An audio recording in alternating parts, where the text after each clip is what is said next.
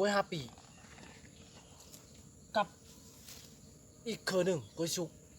แต่บ่ฮู้สิเฮ็ดแนวใดสิเอามือให้หมดบาดเดียวโดยที่บ่มีอุปกรณ์หรือว่าบ่มีพาหนะใส่มือเฮาเฮ็ดไปได้นะคิดออกแหละมาดูกัน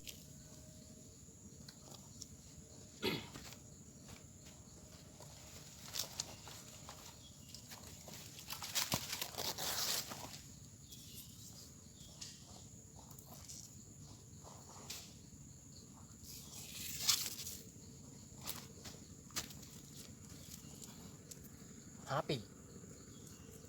กับกล้วยอีกเคอหนึ่งเฮาสิเฮ็ดแนวใดให้มันหมด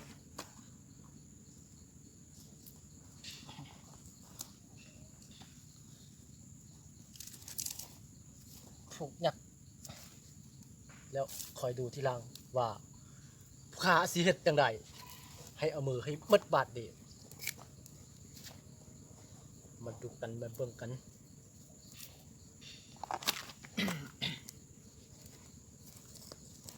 นี่นั่นแหละ2 ปีปีหนึ่ง365 วัน2 ปีนี่ก็หมดอยู่ oh no 730 วัน2 ปีโอ้จะมองซาเติมแบบไร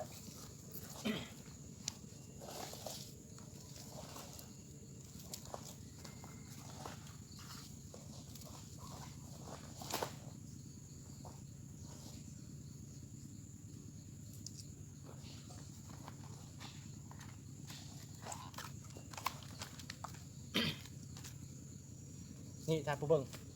ยักษ์คอมันยักษ์คอปีแล้วก็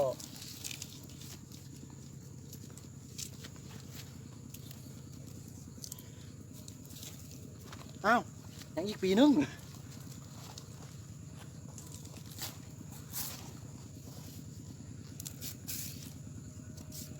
ก็มายักไว้อีกปีนึงเลยก็เลย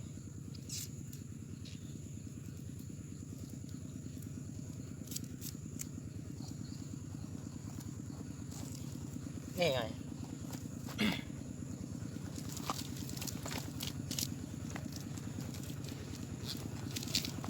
ยักเข้ากัน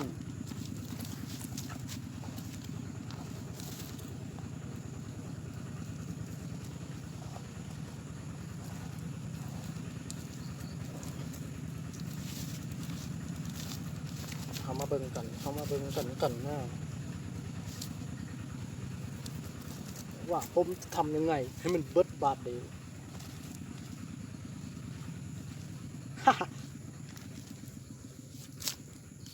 เรียบร้อย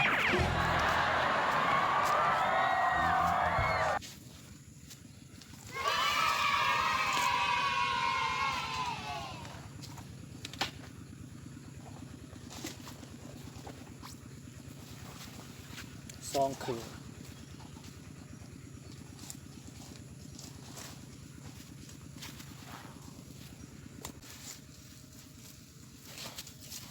เรียบร้อยด้านเฮาก็กลับกันเลย